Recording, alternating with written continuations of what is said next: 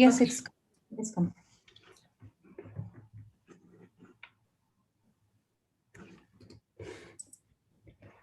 Good evening, all. I'm Millie, and it's my privilege and pleasure, on behalf of Wings of Women's World, to welcome one and all to the first session of Higher Studies Guidance. Let us start our program with a prayer song. I invite our lovely lady lawyer from Kerala, Miss Smita Giri, for the opening prayer song.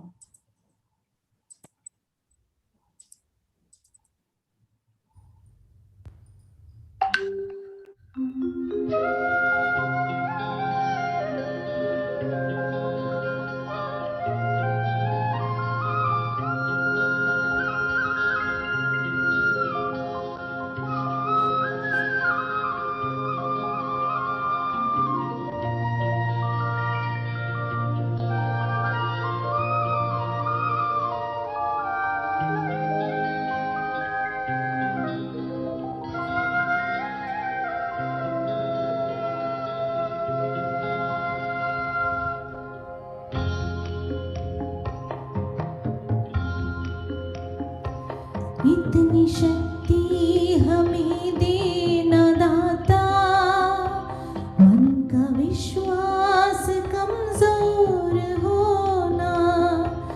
इतनी शक्ति हमें देना दाता, मन का विश्वास कमजोर होना। हम चले नेक रास्ते पे हमसे भूल कभी कोई भूल होना।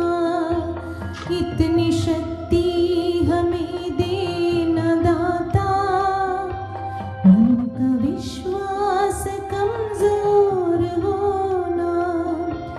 हम चले नेक रास्ते पे हमसे भूल कर भी कोई भूल होना। इतनी शक्ति हमें देना दाता, मन का विश्वास कमजोर होना।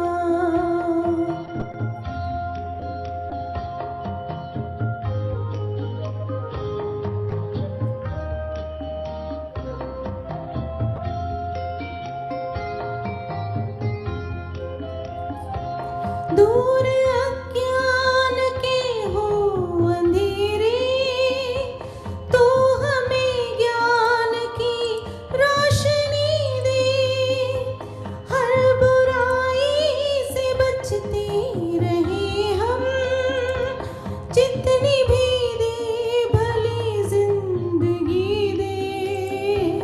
बैर होना किसी का किसी से, भावना मन में बदले की होना।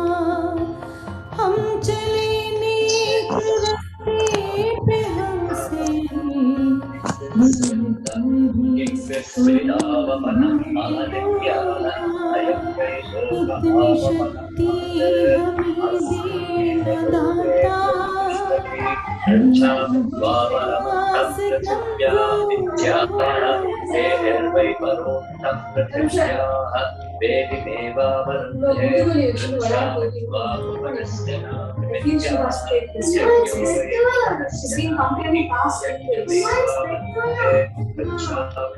विश्वास कमजोर அவ அந்த இதுல விளையாடுடி நார்மல் குசிங் தான் விளையாடுவா. முடியலன்னா நின்று கொடிச்சு புரியுறதா. அதுக்கப்புறம் வந்து கம்ப்ளைண்ட் பண்ணா கஷ்டம். அம்மா அடிச்சு உடச்சுக்குவா. ஜாகிரதை. நீ யூ பி ஒரு கட். सबका जीवन ही बन जाए मधुबन। अपनी करुणा कर दे तू बहाने, कर दे पावन हर एक मन का कोना। हम चले नेक रास्ते पे हमसे भूल कर भी कोई भूल होना। इतनी शक्ति हमें देना दाता, मन का विश्व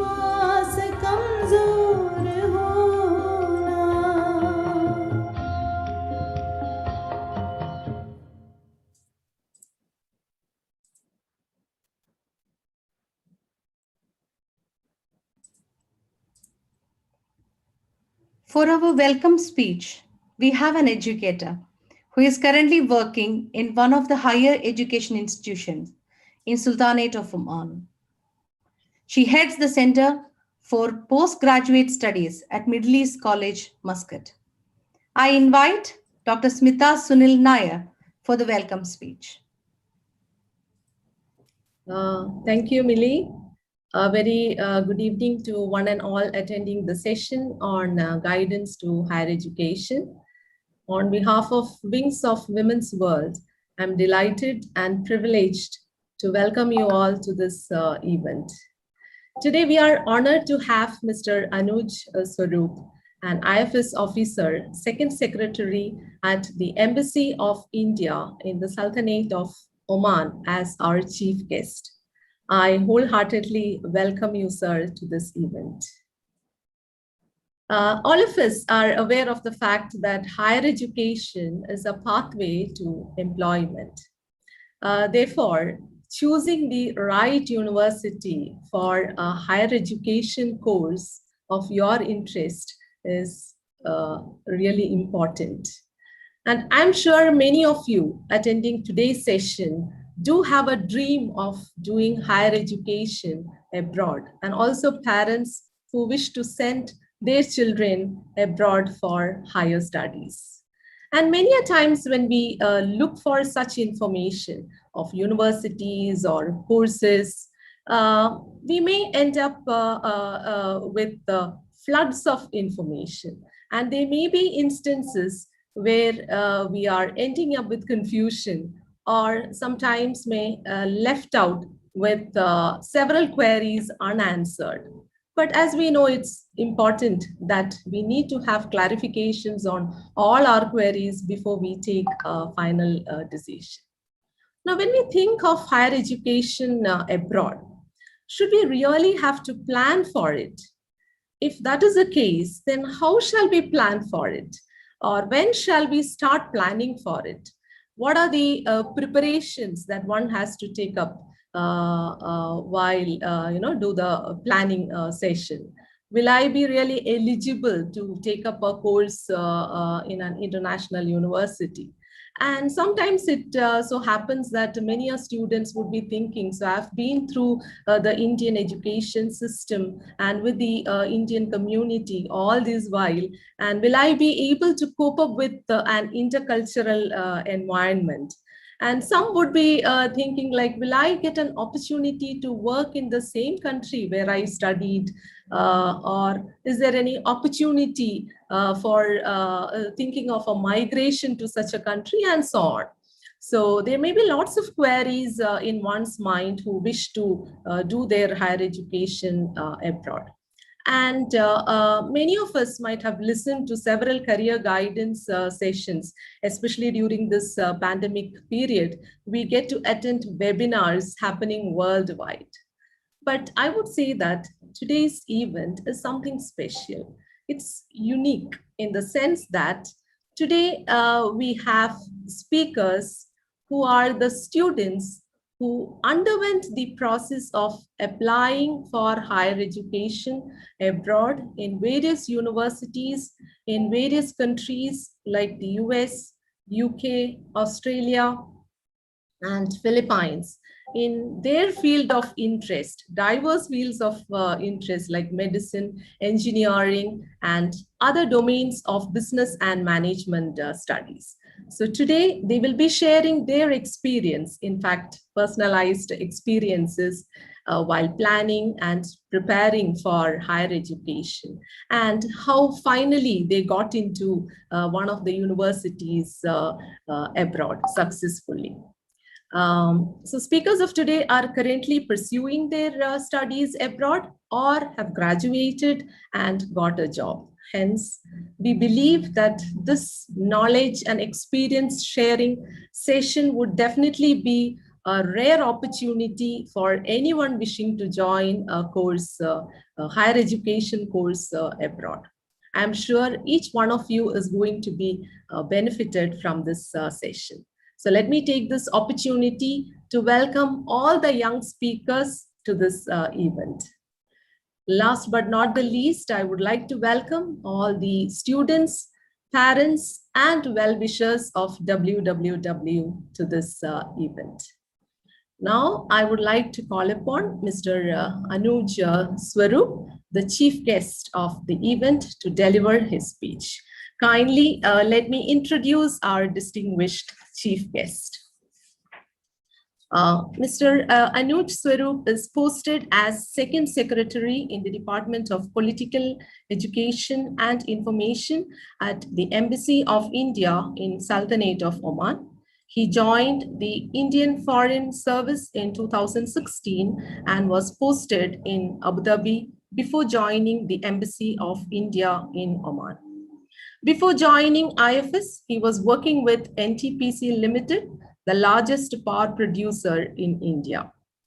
He has done electronics and communications engineering from JSS Academy of Technical Education, Noida, and was recently awarded Distinguished Alumni Award by his alma mater.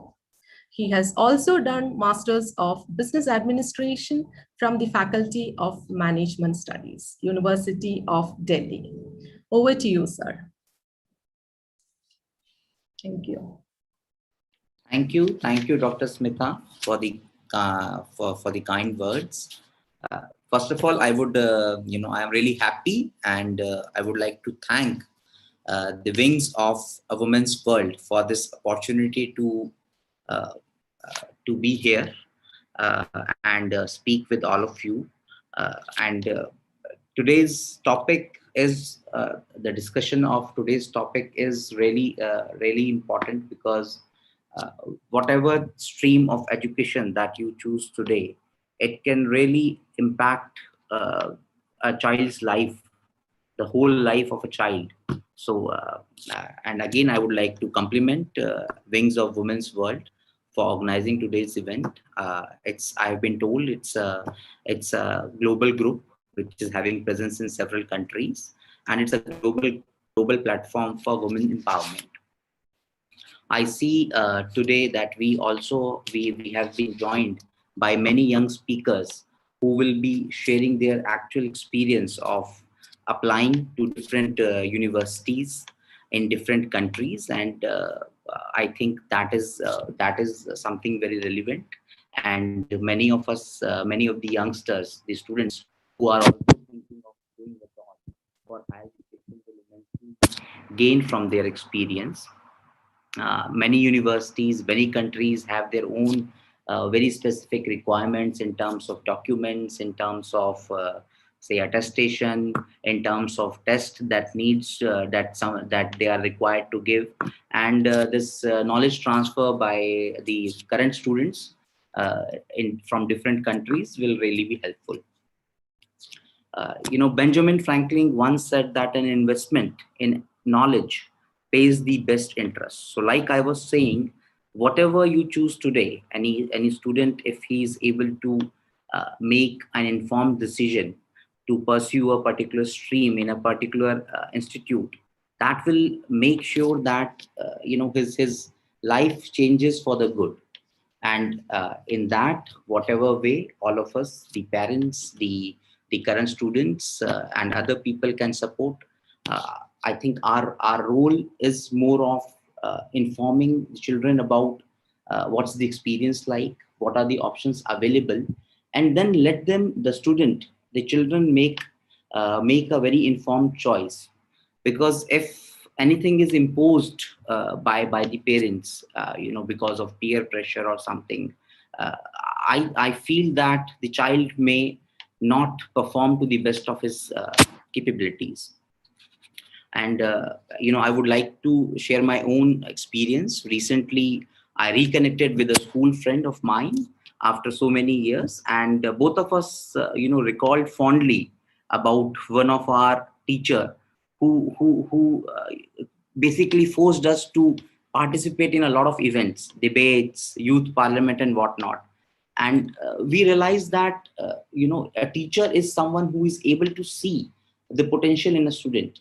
So that is why it is really important for any student to try and give his best to secure an admission in really good institute, because a good institute will help in development of your mind, your intellect, in a way which will ensure that you become a better individual, and also become you succeed in your career. And it's also because of the teachers, and as well as of the competitive peer group that you have in a particular university, in a particular institute, that really shapes you well. I have been told that there are students, there are youngsters who are also UPSC aspirants, and Dr. Reshmi specifically asked me to talk about that. But I think it will it will take a very long session to discuss about the UPSC preparation. But I will still like to say that yes, it is not. I have seen that nowadays people, students are quite aware, and they start preparing from class 12th itself for the UPSC examination, which is good. But my request or my advice to many of them is to right now focus on their class 12th exam A, so that they get good grades, and then also try and secure admission to good institutes, good universities. Because once you do that, you yourself become a better professional, better student, which will help you in the UPSC examination also. Because right now it's a very it's a 3-step process, having preliminary examination, means examination, interview, which is a longish process. And also, if you are secure in terms of your professional, say you get placed to a company, or you have pursued an education which you are passionate about, at least you have some backup. Because in UPSC, many times people without a plan B, they end up wasting a lot of their time in preparing. And if unfortunately they are not able to crack the examination, that causes some of them diverging from a very secured career path. So for school students, my usual request or advice is that right now it's good that you are aware and you are trying, that you want to prepare for UPSC. But yes, before that, you need to graduate from a good university, good institute, and make sure that you have really good percentages, and then maybe start and see, you prepare for 1 or 2 years, you see if it is working out for you, and then take an informed decision. Otherwise, specifically if you talk about UPSC, as I mentioned, it's a 3-stage examination which is conducted by Union Public Service Commission every year. And it is the main examination through which you get you secure you get jobs, basically group A jobs, IAS, IPS, IFS, and other group A jobs. I'm sure many of the students and parents will be aware of what UPSC and what these jobs are all about. Apart from that, it's like every year the vacancies are announced. I think it's announced somewhere in February. The preliminary examination is conducted somewhere in June, and then there is the mains. The students who qualify in the preliminary examination, then they qualify for the mains examination, which is usually held in the month of December. And the people who qualify in the mains examination, then they give the interview. So this is broadly about the UPSC exam. And I can again talk with whosoever is interested for a longish session with a proper presentation, rather than boring many of them right now with how to prepare for UPSC, because they are too young, they are still figuring out which university to go. So we will rather focus on this right now. And again, I would like to thank Wings of Women's World for giving me this opportunity. I would also like to thank Dr. Rashmi especially for having me here. And thank you. All the best. Thank you. Thank you, Mr. Anuj Swarup. We are privileged to hear your thoughtful words. Most of us, or at least a few of us, wants our children to go abroad for their higher studies to pursue their career. Now it's time to listen from those few who have successfully enrolled in their dream courses. These testimonies will help us to foresee the hurdles in the process to be followed. We will start our experience sharing session with a young girl who is currently a second year student pursuing an honors degree in Bachelor's of Computer Science from the College of New Jersey, United States, with a presidential scholarship in recognition of the academic and overall excellence. She completed her higher school at Indian School Al Seep, Muscat. She was the second school topper in science stream, securing 96.2 percentage marks. After the completion of her first year in college, she secured a GPA of 3.9 on a scale of 4. Besides bagging the awards in various fields of academics, sports, debates, and music, she was an active member of Students' Council at school. She represented the school's student council as head girl for the academic year 2019-20. Welcome, Parvati Krishnan. Thank you, ma'am, for that introduction. I would like to start my presentation. So, we all know, right, the college application process can seem really intimidating, especially if students don't have parents or siblings who have already been through it and can offer them good advice. Good evening, one and all. I am Parvati Krishnan, a sophomore pursuing the Bachelor of Computer Science at the College of New Jersey in the United States. Since there are a series of steps involved, I would like to share my experience in choosing my university. Preparation. The best advice I can give is start early. Begin your research in your 11th grade. Start browsing through colleges and universities and look at potential majors. Make sure you sketch out a timeline for all the steps you need to complete since there are so many. Next, take a look at the rankings and the requirements of your universities. Rankings are based on a lot of factors such as academic programs, student-teacher ratio, quality of faculty, acceptance rate, extracurriculars, financial aids, and internships. Admission requirements also vary greatly with universities and programs. As I was planning to major in computer science and preferred a smaller student-to-faculty ratio, I chose my college. It was also ranked really well and appealed to me. The top 3 schools for computer science in the world are in the United States. And if you're planning on doing CS, definitely consider the United States as an option. Next comes finances. Start looking at the amount of money you will be investing and definitely apply for scholarships. Make sure you also look at the amount colleges give to their students, as some universities do not grant academic scholarships at all. There are also certain institutions that grant institutional aids to students living abroad, depending on their family incomes. If you feel you're eligible, definitely apply for these. Next is planning. In order to plan, we need to know the deadlines and timelines the universities offer. So, first is the early decision deadline, which is usually in November. Students who apply through the early decision or ED will hear back from a college sooner than their peers who turn in their applications later. The final decisions are released in December. However, students should be aware that ED decisions are binding, which means that if you are accepted, you must enroll in a college and pay the enrollment fee.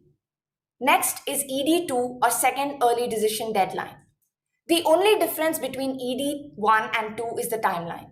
ED2 deadlines are usually in January and ED2 admission decisions come out in February. Again, these are also binding, which means if you're accepted, you have to enroll in the university. Next is the early action. This deadline is usually around November or December. Like the early decision, students who apply via early action will hear back from schools sooner. The best part about the early action is that it is not binding and you do not have to go even if you're accepted. The last is the regular decision, which depends from university to universities. Sometimes it's as early as 30th November, but mostly it's around Jan 1st.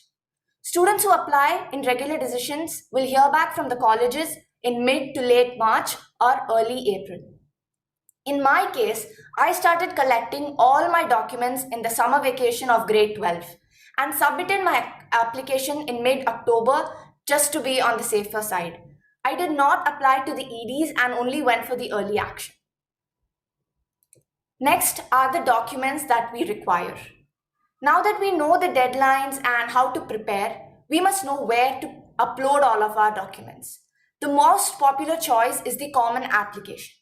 The Common app requires details such as test scores from SATs, ACTs, copy of your marks in grade 9, 10, 11, and 12, extracurriculars and achievements, and parent information.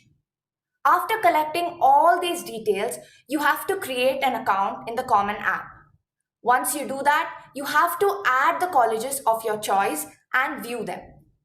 Most colleges also ask for letters of recommendation from counselors or teachers. The numbers of letters required differ. They can be 1 or sometimes they even need 3 letters. Other requirements are also unique to the college. After you have completed these details, you have to write an essay.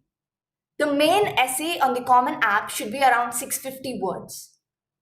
Regardless of which application platform you use, there are a lot of prompts for the essay and usually there are really good ones too.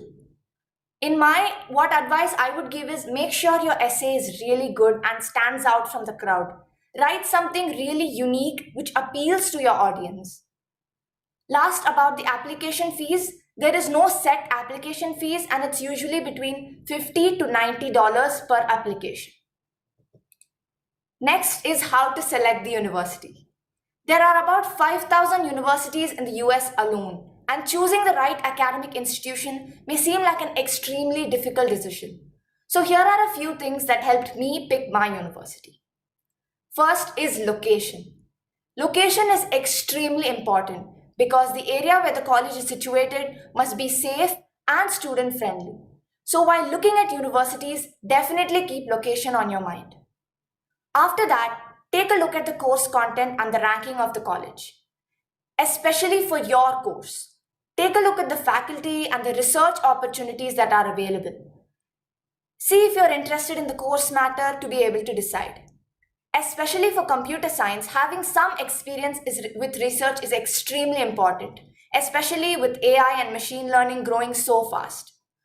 Next, and probably the most important factor, is finances. When you're looking at the university, there are a few questions to ask yourself. How much would the tuition cost?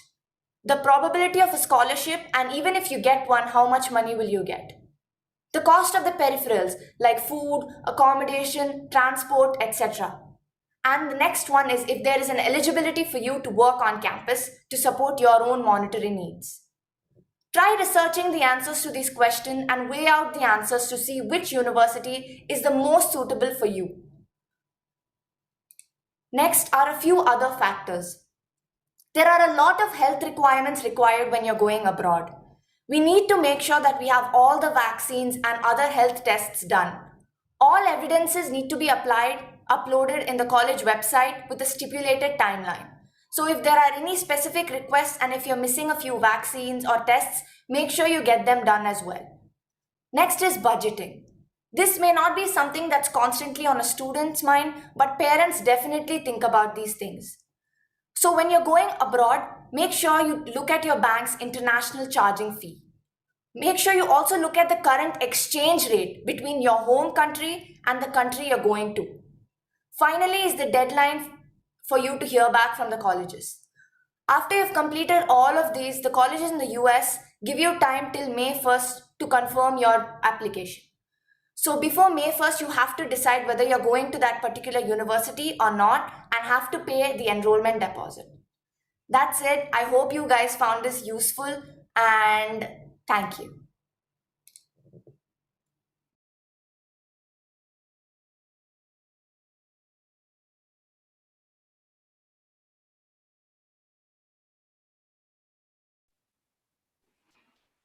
Yes, we can't hear you.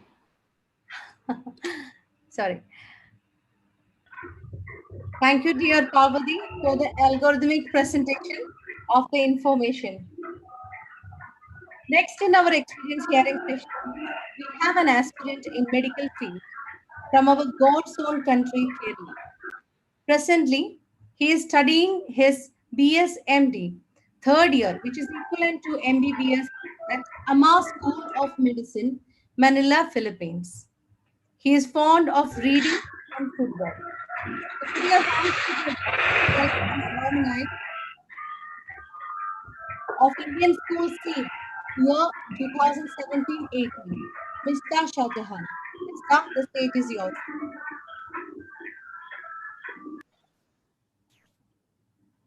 Yeah. Hello, everyone. Good evening. Am I audible, ma'am? Yes, dear. Carry on. Yeah.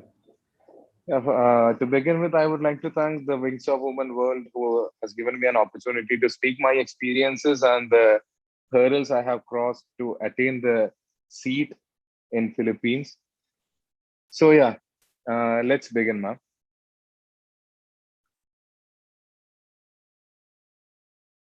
So okay, I would like to ask a question to everyone who has been seeing medicine as a profession, a career in your future. Why do you prefer medicine, or why should we go on medicine? Anyone who is having a great mindset to get for helping others and to have a great social impact can really go to medicine, and getting a medical seat in India is really difficult. So that's why many of us think of a next step, which is the medicine abroad. So why medicine abroad? Due to the lack of seats in medical seats in India, which many of us face because of the NEET examination, which happens yearly once, and the much cheaper free structure comparing to India, various cultural and medical exposures. Yeah, to get a medical institution in India as well as foreign countries, you have to pass the NEET examination, which happens every year. The NEET is a national eligibility come entrance exam, which happens yearly. This year's haven't happened yet due to the pandemic. I hope it happens soon. For around 1.5 million people write the exam for the 83,000 available seats, which is a very, very tough competition, and many of us won't get that in time. So we'll be focusing on the countries abroad to get a good medical seat. So how to start the medical education to any country? Having a good knowledge to the country you are planning to is a key to get a good college and a great student's life. The medical reputation is very much needed. The cadavers and the lab facilities are to be noted. Then the preparation. To start with, we have to have a focus on what we are going to do. Having a medical well-being is not just for the profession or just for the money. It's a service too, so that we can serve our community as well. We will have to do a lot of sacrifices and other things to get into the track, like we will miss many of our family functions and much more being a medical student.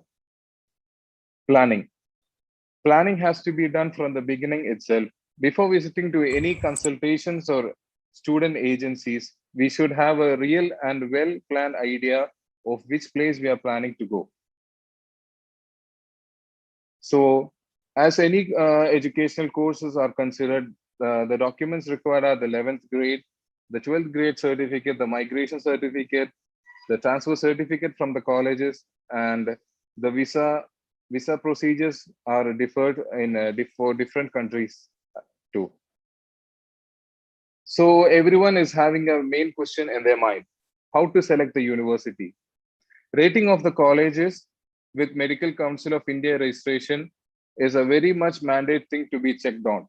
The Medical Council of India have approved 400 plus colleges abroad to pursue our medical career.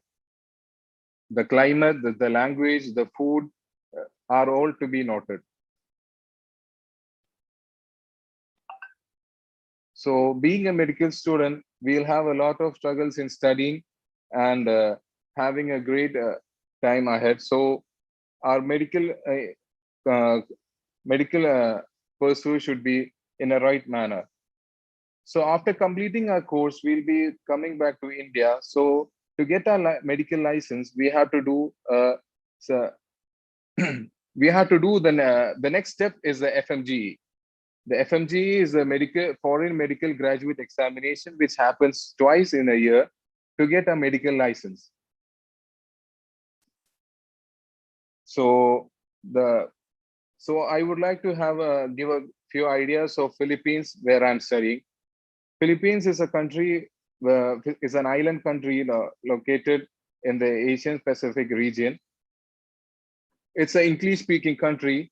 Its climate is very much similar to as of India. It has availability of all Indian foods. The education cost is very much less. It's very much similar to that of India. It has a similar climate.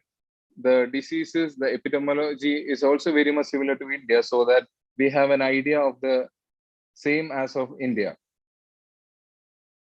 Philippines follow a module-based system of learning as the same in US, so the learning becomes much easier.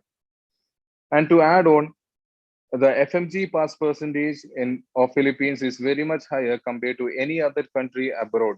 So that was the main key in choosing Philippines as to pursue my medical career for my future. So I think this was helpful for you. If you have any more doubts, feel free to contact me, and thank you. Thank you, dear Mr., for sharing the detailed and relevant information. Now we will hear from an youngster who have found her future in finance and accounting. This Al Gubra Indian School alumni was an active member of student council and was also a part of prefectorial body in academic year 2021. She was involved in various extracurricular activities such as music, dance, sports, model UN. She is now going to embark on the new journey to College of Indiana University, Bloomington, to pursue her degree in finance and accounting. Welcome, dear Nikita Manoj Thomas. The stage is yours, dear. Thank you so much for that introduction, ma'am. One minute, screen share and okay. So good evening, everyone. I'm Nikita, and as ma'am said, I'm an incoming freshman at Indiana University, Bloomington. I'm doing my bachelor's in finance, and I'd like to give you a few tips and guidelines on your application process. Applying to colleges can certainly be overwhelming. So hopefully with all our presentations today, you'll have a better understanding on the process. First, we have the preparation. Colleges abroad look for students who are well-rounded in all aspects and not purely just in academics. So it is quite essential to have participated in various extracurricular activities in school, such as sports, music, dance, debate competitions, model UN, and so on. You might think, how does it matter if I am a grade 5 piano player to college admissions? Well, this shows the university that you are dedicated, hardworking, and consistent with your work. Another part of an individual's holistic growth is giving back to society, doing volunteer work in orphanages or helping out with students with special needs. If you don't find any local organizations, start your own initiative. It could be as simple as picking up litter at the beach on the weekends. It could be anything. Do anything that can make the world a better place to live in. Next, in my opinion, one of the most crucial points would be to try and do work related to your intended major. This shows your keen interest in your subject of study. For example, if you wanted to study finance and accounting, look up some non-paying internship opportunities around you. Or if you're not able to do that, try doing an online course which is out of your regular school curriculum to gain knowledge in your field of study. For the planning aspect, As it was said earlier, plan out which decision you wish to apply to, for whether it being early or regular decision. And then decide which is the best time for you to write your SATs and your IELTS test. In my opinion, writing the SATs in the beginning of 11th grade will be the perfect time, as you'll be more relaxed just after your 10th board exams. And if you're not happy with your score at your first SAT, you can always retake the test, as there's no limit to the number of attempts you take. As for IELTS, the test has a validity of 2 years and is a quite straightforward test, which needs very little preparation, in my opinion. So just familiarize yourself with the formats and you'll be good to go. As for choosing a university, there are many aspects you have to consider while shortlisting universities. The first and foremost is to decide what is your area of study. What do you wish to pursue? Once that is decided and checked, check which university provides the best course for that particular subject. Do not purely go on the prestige of the university, rather on if it is a good fit for you. Then you have to check the top ranking colleges for your particular subject. It is good to keep in mind that each ranking list has a different key factor. Some may rank universities on their publications, like the US News ranking, and some on the academics, such as QS World Rankings and RUR rankings. Next, the best way to get the true picture of a university is to talk to the current students and the alumni. They will be able to give you the most honest data and viewpoints. Ask them about the resources and support systems the university has to offer. Find out if the degree you intend to take is an employable one, and if so, which are the major companies providing employment from the university. Next, you must think about the location in which you want to study in. Do you want to study in a city or in a smaller town? Both have their own advantages and disadvantages. In a city, it'll be easier for you to find internship opportunities on your own. But in a small town, you'll be more dependent on the university. Another key factor is the financial aspect of things. If the university is affordable, and check whether they provide good scholarship options or grants. Then you must check the professors who will be teaching you. Check if they are a full-time or part-time teachers who are also working in industries. They can help you later on land internship in the company they work in. These internships are very important as they can later lead to full-time work in the future. Now for the documents required to apply to these colleges are the 9th, 10th, and 11th transcripts, your 12th predicted scores, your recommendation letters, your test scores, your financial statements. Some colleges may require while you're applying, some will ask for it later on, and your personal essay and CV. The personal essay is an essay where you get to show the college who you are as a person and why they should admit you to their college. Some colleges may also have additional essay prompts. These essays give you the chance to get the admission officers on a personal level, and it's better to start working on these essays as early as you can. Now, other factors to consider when you're trying to study abroad. You should ask yourself why that you wish to study abroad. Is it purely for the better education, or do you intend to settle there in the future? If it is for the latter, you must do your research on the citizenship and permanent residency details. Check on the job opportunities right after graduating. You must also think about the cost of education and the living expenses of the place. Scholarship options in general, if you opt for a private university, they tend to be more expensive, but they have more scholarship options as even for international students. But on the other hand, if you opt for a public university, they'll be relatively cheaper, but not as much scholarship options will be there for international students. Another aspect you might want to consider is the language. If you like to learn new languages, then you could consider even studying in Europe and any other place. But if you aren't great with languages, it would be better to stick with English-speaking countries such as UK, US, Canada, Australia, or even the Philippines.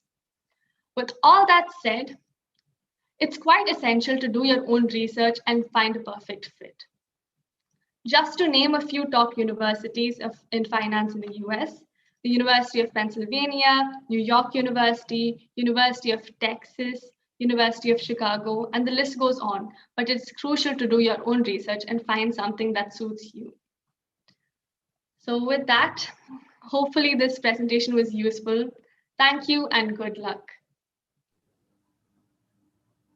Thank you, Nikki, for the well-calculated suggestions and tips. Lakshya Ganju is an incoming freshman at the Paul G. Allen School of Computer Science and Engineering, studying computer science at the University of Washington, Seattle. Welcome, dear Lakshya. Thank you, ma'am.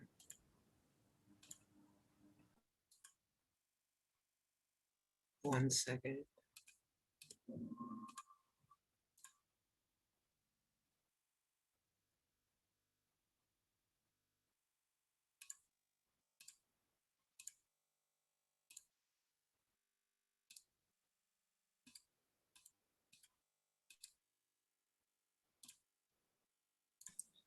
Lakshya, you want me to share the screen? Okay. No, ma'am, can you see my screen now?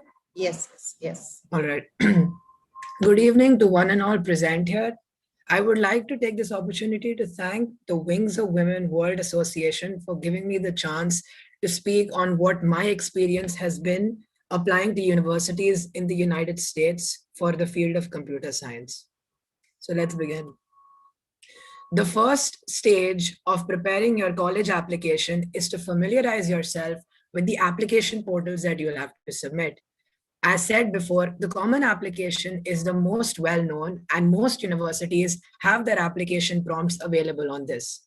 However, for the universities of California located in the state, and for certain universities located in other places in the US, you will have to use the Coalition Application and the University of California portals. The aforementioned are a series of web links that ask you questions about your personal information, academic details, and extracurriculars. Personal details could include anything from your biodata to what your aspirations might be. Academic information is regarding your grades, and extracurriculars are the opportunities you have taken to extend learning beyond the classroom. Certain universities may have applicant portals of their own, but for a vast majority of the places offering undergrad degrees, there should be an option to submit your application via the 3 portals mentioned. One of the most important details to check is to keep visiting the website of the universities you wish to apply to. Doing so will provide better context as to what they expect from international applicants. As a general rule of thumb, most institutions in the United States require some form of standardized testing. An applicant can satisfy this either through the SAT or the ACT. Some universities require means of demonstrating English proficiency as well, and the most common ways of doing this are through the TOEFL, IELTS, or Duolingo exams. Given the current situation and the pandemic we currently live in, a lot of universities have gone test optional, where you need not submit your standardized scores. However, this varies from university to university, and the best way of keeping yourself in the loop is to check the university website for updates. Some useful links. The above slide shows links for the Common Application, the Coalition Application, the TOEFL website for registering for the exam, the IELTS website, the Duolingo exam, and the College Board. A note, the Duolingo exam, the proficiency test that they've administered, is relatively new, and not all universities will accept this as a means of proficiency. So please do make sure to check the website to gain more information. For registering for standardized information, from gaining results to checking test centers and to seeing your scores, the College Board is a one-stop shop for students to register. The second step is to plan your college list. An ideal college list will lessen the burden of the college application process. Every university list should have a few colleges where your chances of getting in are fairly low, a few places where your chances are fairly decent, and a few places where your admission is all but guaranteed. The number of reaches, targets, and safeties does not need to be the same for all these colleges, but of course you want to make sure that these numbers are in proportion. Most universities have what are known as supplemental essays, which are required to submit in the common application and its contemporaries. Supplemental essays and the essay prompts ask student questions either about their aspirations, their experiences in high school, or something that has to do about their life. For example, they may ask what your wishes are to do with the particular field of study in the future, so on and so forth. The best advice for essay prompts is to present a simple narrative and to give clear and concise evidence of the claims that you're putting forth. Documents required for application. You will need high school transcripts from 9th to 12th, letters of recommendation, one from a humanities professor, one from a math or science professor, and one from a school counselor. If you are applying for financial aid or scholarships, you will need associated bank information, which again differs from university to university. And finally, you will need your predicted grades for the final year of your high school. For post-application submissions, and once you are done confirming an acceptance, you will require visas, vaccination requirements, passport details, and your labor card. How to select a university. The first and most important thing to consider when selecting a university is fit. Fit is essentially how well you place onto the campus of said university. The best way to check if a university is the right fit for you is to attend the virtual information sessions they offer, to explore their campuses via virtual campus tours, to go through course catalogs and see the courses that they offer. Given the wide academic integrity in the United States, each course might have several different delineations. For example, in my case, CS is not the only degree that is related to computing offered in the United States. Many colleges offer computer engineering, computer science with electrical engineering, computer science with mathematics, computer science alone, and computer science with statistics. So it is important to know what field or what specialization that you want to do and to see the program offered at said university. If it is possible, chat with past alumni or relatives about how their experience at the school has been. This provides vast insight into the level of study and their experiences at said university. The second and not as important thing to consider is the prestige or the rank of the program offered at the university. While rank is an incredibly important part of the process, you always want to make sure that the college you're accepting is a right fit for you and that you'll enjoy spending the next 4 years broadening your horizon and spending and learning information. In my case, the websites that were relevant to me were CS Rankings and US News. While you don't want to spend the next 4 years at a college you think that you could do better than, it is much more important that you go by fit and how your feelings towards the campus are. Other things to consider. One of the most important things to consider when applying to the United States is the cost of the program. There are a few schools that offer merit-based scholarships to international students. For example, Duke University and the University of Chicago. There are about 5 universities in the US that offer need-blind scholarships, which essentially means that if you apply for financial aid, it does not hurt your chances of admission and your application is considered solely on the basis of its merit. A good number of colleges and institutions in the US offer need-based aid, which means that while you can still apply for financial aid, it does hurt your chances of admission. Admission to universities in the United States is more expensive than in other countries. So you want to make sure that you're getting proper return on investment. If you are able to manage the workload, there may be a better fit for you elsewhere in the world where college might be cheaper. For example, in Germany, where college is all but free if you can speak the German language, Norway, and Europe. Application submission and post-application updates. Application decisions come around the month of December for early action and sometime around March for regular action. By the first week of April, you'll have received all your decisions and will have about a month to decide which offer to accept and confirm your admission. Once confirmed, you will become part of the university and will have to take part in orientation associated activities. A final note, when registering for extracurriculars, academics, or when in general trying to strengthen your application, You want to make sure that since the process in US is more holistic than in India or another country, it isn't the end of the world if you got one bad grade. While this is no excuse to slack off on your academics, you always want to make sure that there are a few areas that go outside the classroom where you show your excellence as well. Colleges want well-rounded classrooms, not well-rounded students.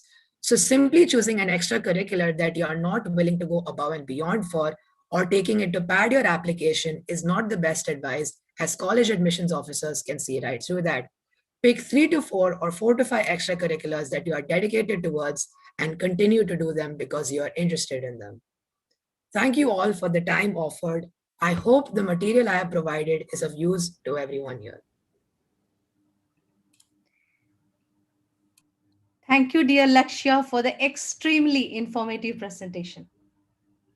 Let us move on to the next speaker. This Indian School SEEB alumni stayed in Oman for 21 years before he left for good.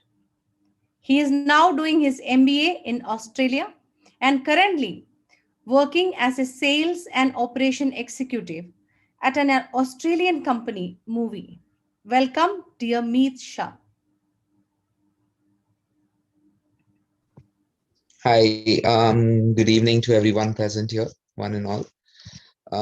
Very good to see a lot of people from back home, different faces, everything very different. I hope each and everyone is doing well in these tough times. I talk with my parents every day, and I know the situation in Oman is pretty bad with the COVID cases coming every day, 1,500, 2,000, and new lockdowns happening every day. Whereas we back in Melbourne are, by God's grace, where we have 0 cases for the 7th day. So yeah, let's not talk about COVID. We will have one other session for that where everyone will vent out their frustrations. But yeah, let's go towards the presentation where I would try to share my views and my ideas and on how I reached Australia, what am I doing, the process, and how it is. I am just to let you know, I'm not going to tell you all the basic things. You have already got a lot of information from each and everyone who said, my fellow alumni who have already been to various countries. So you pretty much know you need to give IELTS, you have to give your documents and everything. But yeah, I'll give you a brief on everything and how it is to live in Australia. So let me get my presentation up for you and then we go ahead from there. Just give me a second while I do that for you. Yes. Okay, so there you go. I'll just present that for you now. There you go. So this is my experiences in Australia, and let's start. Presently, that's me. I am an ex-alumni of Indian School SEEB, and my principal, Miss Leena ma'am, is also there. Well, she was not there when I was there, but then I graduated or I passed out, and then ma'am took over. So hi, ma'am, and I hope you're doing well. So let's start this. First thing, Assalamu alaikum, Oman. This is a very different thing to tell because I don't get to tell this anymore now where I am here. And yes, this is the beautiful city of Melbourne from where I'm speaking. And that's a good day from the beautiful city of Melbourne. G-Day, as I say, is good day, which we say here, a short form of good day. And I hope everyone is doing well.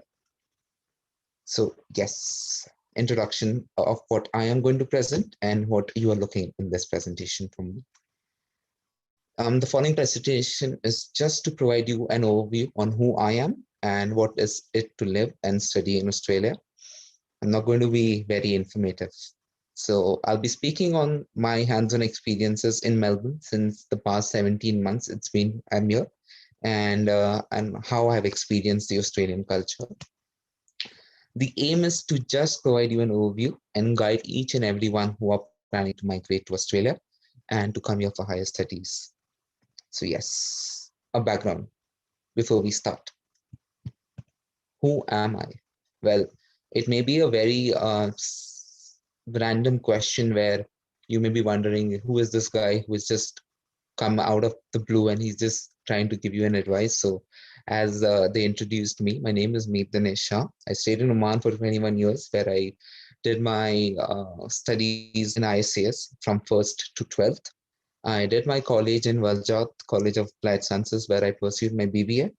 And as soon as I completed that, I flew to Melbourne to complete my MBA, where I am currently living, and I'm almost finishing my MBA in the next 6 months. I am in my last trimester. I am currently working as a sales and an operations executive at Move. It is an Australian company, and I've been working there since 15 months. I got a job since the next month I landed, so I'm with them since then. So yeah, this is a small background information of who I am and who this stranger who's speaking in front of you. What and where am I currently studying? I already told you I am in Melbourne and I'm doing my MBA. And what am I currently working as? I already told you about that also. So yep, this is the work culture here. This is a picture which I've shared is from my office party, where you find people from various ethnicity and background all working under one roof. Next, let's go to the various steps which are involved before you start your journey. Let's see. It's a very, I guess you must be knowing, a lot of people spoke about this. Plan. Choose your preferred country. We are going to talk about Australia. Choose a preferred university where you want to apply. After you choose a university, you need to apply to them. You need to select your offer. Once you apply to it, you need to apply for your visa and then you fly away. So let's start with planning. Plan. That is the key for each and everything. It is not an easy process. You will have to plan well before in advance, because this is something which is an important part. This has to be an important part of your decision. You're going to have n number of options available for you, and you will get very confused because there are n number of universities in Australia offering various amount of courses. So decide what you want to do and what and where do you want to do it. It's very important. We have 5 major states here. That is the Victoria, which is Melbourne, New South Wales, which is Sydney, Brisbane, which is Queensland, Western Australia, which is Perth, and then we go to Tasmania. So you decide where do you, and South Australia, which is Adelaide. So you decide where do you want to do it. Then next thing, plan your finances. Very important. This is not an easy step. You are planning to invest at least 30 to 40 lakh rupees. That is, I'm talking in Indian currency. And your staying, your expenses over here also is going to be around 50 to 80,000 rupees per month. I'm again talking in rupees and not in dollars, so that everyone gets a rough idea of how it is and the standard of living, what is it to live over here. It is not an easy process, so you need to plan it very well and very gradually, that how you wish to do it. Do you wish to apply for a loan? Then you need to apply for it well before in advance. It's just that so that you are very well prepared. And it is not easy. It's not like you just wake up one morning and say that you want to go to Australia and you fly away the next day. You have to plan this very well because you need to know what has to be done. The next process, let's go through the steps before you select Australia as a preferred country. Yep, do your research, very important. Know what courses are preferred in the country. It's just because you want to do a specific course, and you may know that you may recognize that that course may not be even preferred in the country, or you may not have any job opportunity once you have done it. Second thing, find your course. I have said that check which course is preferred for you in which state, but I have put in brackets keeping regional Australia in mind. So here in Australia, I just wanted to inform everyone is that we have a policy where if you study in regional Australia, regional is South Australia, Queensland, Western Australia and Tasmania, then you get extra points which help you in your PR or your permanent residency compared to if you study in Melbourne or Sydney. So research where is your preferred course, and if you have that in regional, try to go to regional because permanent residency in Melbourne is pretty tough. So it's you need to plan where you have to go as well. Second thing, If your aim is to get in PR, which I guess most of us are, it is for most of us, then you need to go through the country's SOL list, or we call it as a skilled occupation list. Well, this is a list where the Department of Immigration in Australia puts in a list of various courses which comes under a skilled occupancy. And you need to go through this list to find if your preferred course is there.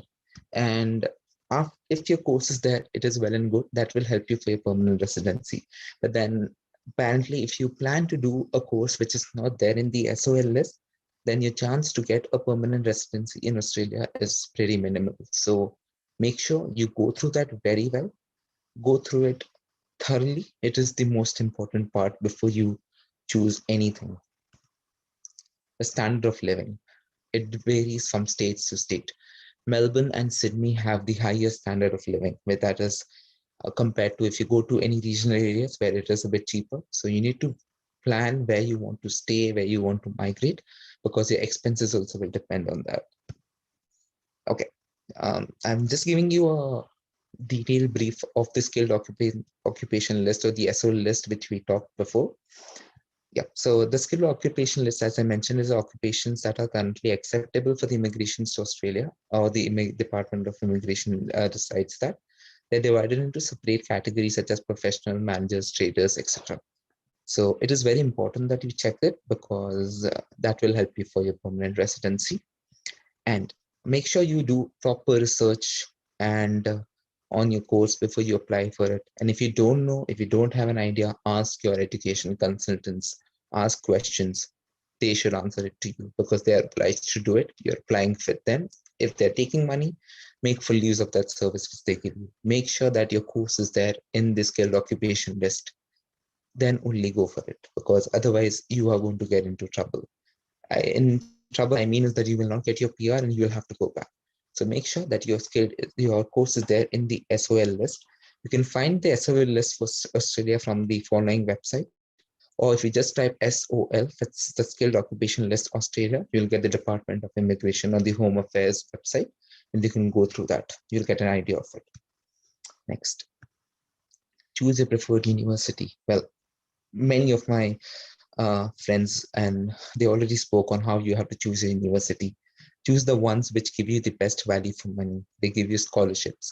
You get at least a 25 to a 50% scholarships in any Australian university here if you have the desired grades and everything. But I was not a 90% student, I'll be very honest. I was the one in the 70s and 80s in the 11th and 12th. In college, I got around 80. So I figured, and I managed to get a 25% scholarship, and I am here on 25% scholarship, which is not great, but it is still helping me reduce a fair amount of money. So yeah, choose the universities which will give you a scholarship and which will give you the best value for money. These are the big universities in Melbourne: RMIT, Torrens, Swinburne, and many more. Yep. Very important. Look at the reviews of the university and make sure they have a CRICOS code. Well, CRICOS is a unique verification code which is given by the Australian government to authorize or validate a university. So make sure that your university has a legitimate CRICOS code that would define that, yes, the university is legitimate and you can go for it. Do not apply to a university which does not have a CRICOS code, because that may be either a fake university or it may be something, a bogus, which we tell. So yeah, make sure that it has it. The university has that. Apply. Very important. Once you have decided what you want to do, start your application process well before in advance. Yep. Just give me 1 second. Presentation. Yeah. After selecting where you want to apply, start your applications. Start around in March, April, if you want to go in the September intake. If you wish to go in the Feb intake, start around August, September. You need to give your IELTS a competitive exam. So make sure that you give at least 2 to 3 months time to it, and you apply to at least 2 to 3 universities so that you can compare on the various offers you get. Make sure you give all your competitive exams well before an exam, well before in time, so that you get a good grade onto it. And give me a second, this is not working properly.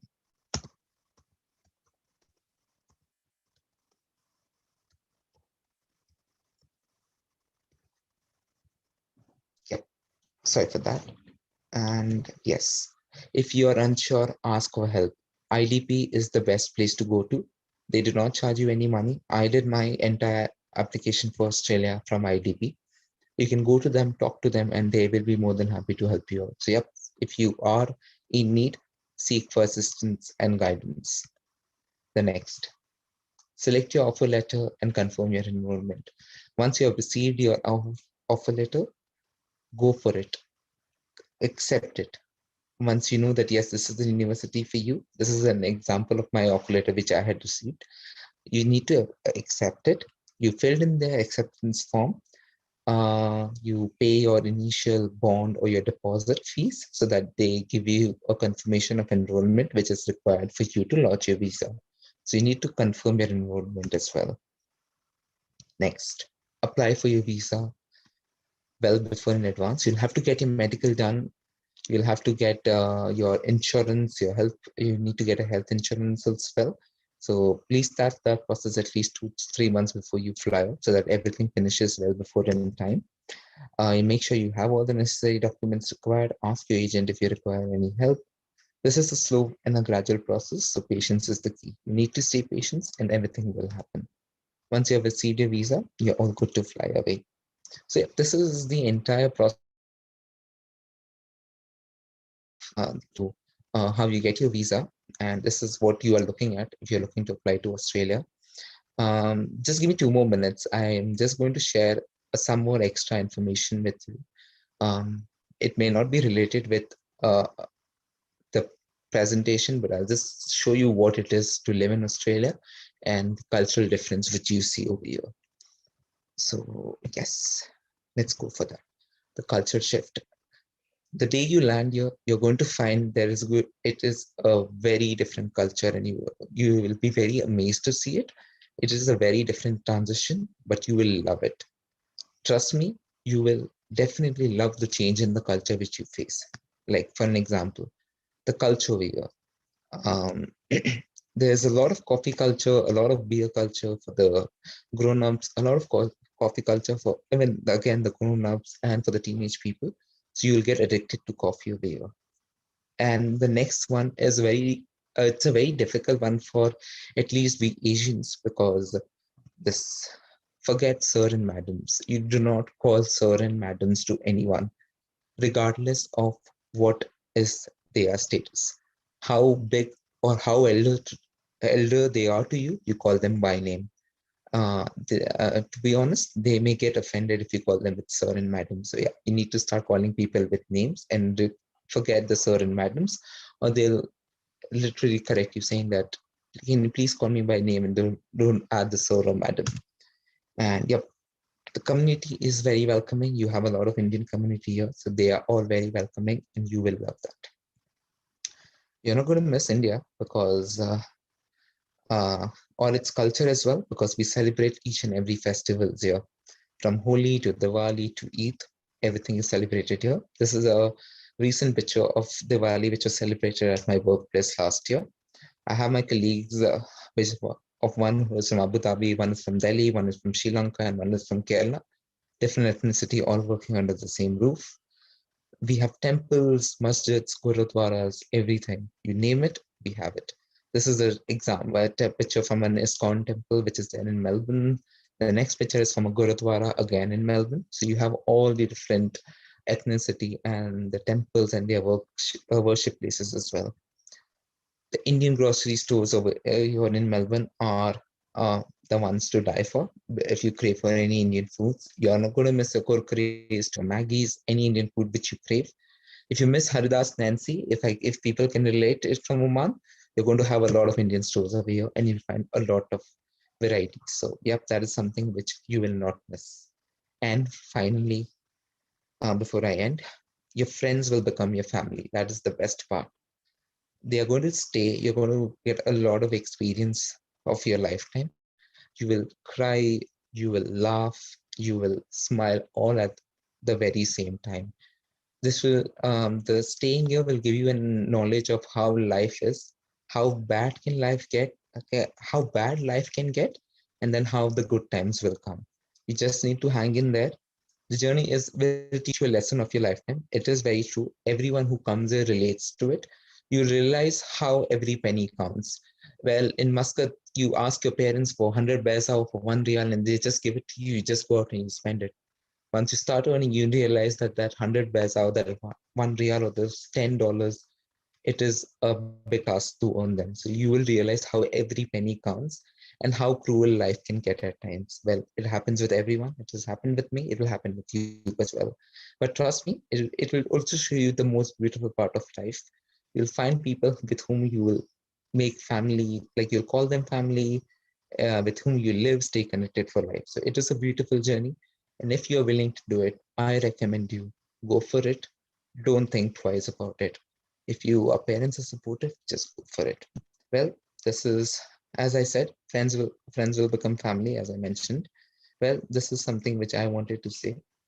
Thank you so much for listening to me. I hope I was informative, or at least if I could change a person's mind, and if they come to Australia, you're more than welcome to Melbourne. And if you have any questions, if you want to come here and if you want to ask me any questions, not a problem. And yes, that is good night from Melbourne. I thank everyone for joining me, as it is already 1 a.m. here, so that's why I wrote good night from Melbourne. Thank you for the opportunity, Alina ma'am, and everyone involved here as well. Thank you. Thank you, dear Meet, for sharing the true life experience in Australia and for pointing out the do's and don'ts. So far, we have heard from the students who have enrolled themselves in well known universities abroad. It will be exciting to listen to someone who has completed his studies abroad and started his dream career. Sai Aditya is a system engineer at EDAC Engineering Limited based in Coventry, UK. He completed BE Automotive Engineering from MIT Chennai and did his MSc on Smart Connected Autonomous Vehicles from University of Warwick. He is passionate about football, food, and traveling. I welcome dear Aditya to inspire our audience. Hello, good afternoon, everyone, or good evening, everyone. It's still afternoon here. I'll let me just share my screen. First off, I'd like to thank the Wings of Women World Oman for this opportunity. Because I've actually had a lot of questions from a lot of students and a lot of my friends regarding how it is to travel to the UK, how it is to study here, and obviously get a job and going forward. So let me just share my screen. Perfect. Yep. So I hope everyone can see my screen. So yep, a little about me. So my name is Sai Aditya. I'm actually currently working as a systems engineer. For people who don't know much about what that means, it's basically I'm responsible for putting together all the parts inside of a vehicle on an electronic basis as well as a mechanical basis. So basically just putting all the bolts and nuts together and making sure that your software works right when you're using the vehicle. And yeah, I'm basically in the automotive sector in UK. I completed my master's in University of Warwick, as Millie ma'am mentioned, and I did my master's in smart, connected, and autonomous vehicles. As you can see, it's a very niche field. I'll talk later on about that choosing your field in the presentation. But I have also spent most of my life in Muscat, so almost 20 years. It was slightly difficult to change to the culture and quality of living in the UK, but as many of the people who have spoken today have said, you actually get a little bit of home wherever you go, and that's how it is in the UK as well. Being a Commonwealth country, or rather the reason why we have Commonwealth countries. We have a little bit of everything in the UK, so including Indians, including Africans, Arabs. Everybody basically has a little bit of their home in the UK, and that's why you'll never feel alone. Anyway, going on in the presentation. So, yep, in the UK we have England, Wales, Northern Ireland, Scotland. So that's basically the United Kingdom. I live somewhere in the midpoint of England, so the Midlands we call it. So why study in the UK? For the basic reason that you have actually world recognized degrees, similar to the US as well. We have accredited universities where basically you go anywhere around the globe and you say, I have a degree from United Kingdom. It usually carries a lot of weight, and that's one of the reasons people look to study in the UK. And then, of course, we have the key fields, which is modern engineering, business schools, art and architecture. So let's talk about modern engineering. A lot of the cutting edge that happens in the Europe and the world itself is has got its roots in the UK. So, for example, the field that I work in, connected vehicles, smart vehicles, autonomous cars, robot cars, if you want to call it, they have a lot of their roots in the UK. A lot of the studies and the research that goes into getting this particular technology out is initiated in the UK. And of course, business schools, we have a lot of very good business schools here. So London School of Economics for one, and as you can see, a lot of the like for example, the treasurer in the UK right now, he's also of Indian origin. His name is Rishi Sunak. So he also did his schooling in the UK, and a lot of them actually end up becoming, really good managers, CEOs, and of course, people like the treasurers. But art and architecture, again, art is something which is in the bloodline of UK. We have Shakespeare, we have several other artists and things like that, and a lot of what do you say, really good culture to go and enjoy, and a lot to share in the world, let's say. Moving forward, in the universities, basically they look forward to teaching you skills rather than your subject per se. So you really get a tool set from each of the universities, which you can apply to almost anywhere in your life. So, for example, report writing or critical thinking. These are some of the few points that you will learn in your time at university. And of course, it's going to help you a lot in the future as well. And then, of course, the study time, work and benefits. So when you're here in the UK, you have the chance to work as a part-time student.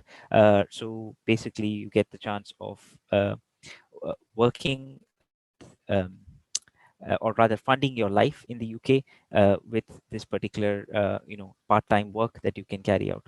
And of course, you have the benefit itself of the NHS.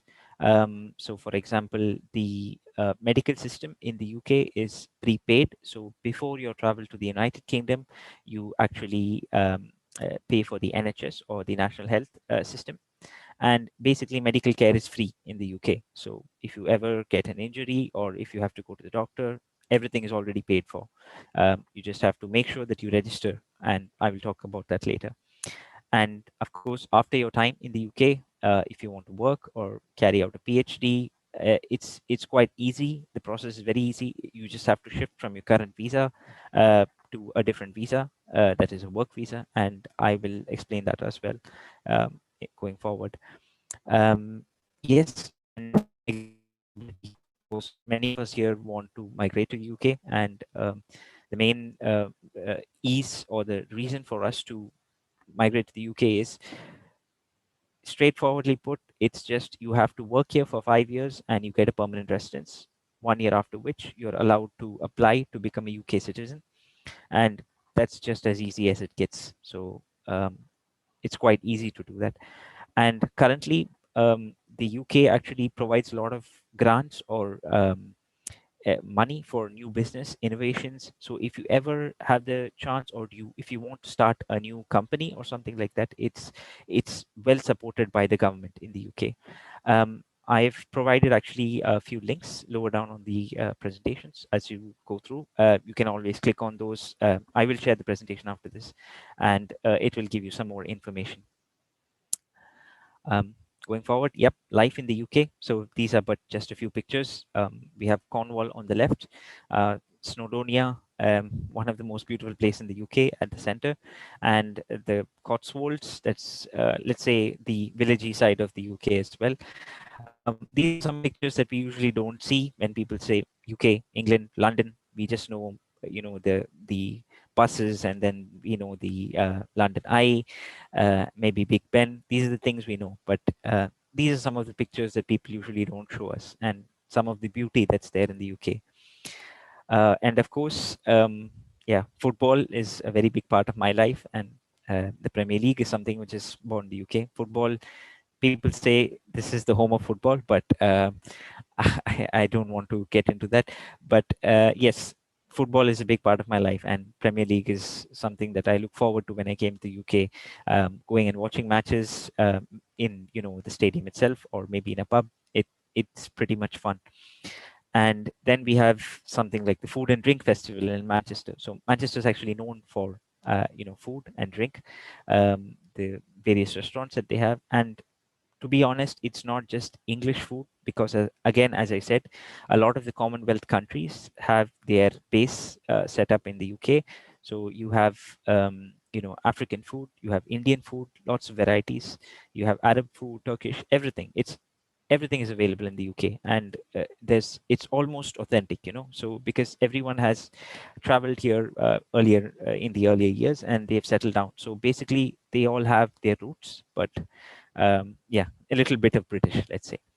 And of course, Beatles, it's just a picture, it's just a placeholder, but we have a lot of amazing music scene in the UK, and I just want to explain that, saying that life here can actually be fun, enjoyable, going for concerts, going to clubs, going to the pubs. Life is just fun because people love enjoyment, love recreation here, and this is one of the things that might be appealing to you as well. Okay, topic which we can discuss on and on with a lot of people, but it's a very important question, not only from the parents, but as well as several students that I have spoken to before. So basically, what is Brexit? So Brexit is basically the Great Britain or UK exiting from the European Union. So basically, the entire Europe was together with Spain, Italy, Germany, etc., and the UK as well. All of them were included in the European Union, and there were several trade benefits, etc., just to make sure that we had one common rule or regulation that we had to follow. And Brexit basically is the exit of Great Britain or UK from the European Union. So the details of it you can see in the links below. So what are the pros and cons? You can probably check on the links below. But what does it mean to students? What does it mean to us when we're going to study in the UK? So the pros, first of all, I would say that small business now sponsorship. So what that actually means is when you have to work in the UK, you have to be sponsored by a company to work in the UK, and small businesses, so even small companies, can now afford sponsorship, and that means you have a greater chance of getting a job here. And the next point, of course, more funding to UK startups. So UK startups, basically, it's plenty. You have so many startups coming up in the UK, and as I mentioned before, the government even offers grants and funds to all of these startups, and each startup is looking for new blood, new people who can come with new ideas and the passion, and bring this to their company, and again, more jobs for you. Then fewer migrants from the EU.